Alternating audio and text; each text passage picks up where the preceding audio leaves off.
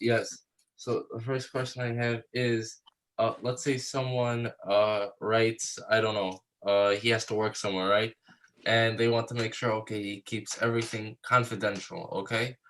But so he writes, is that considered an oath or no?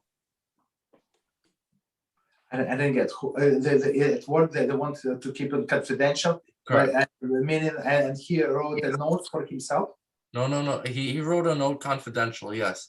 But yeah, I'm asking if that note counts as an oath. If he, the company wanted him to write this oath, so on.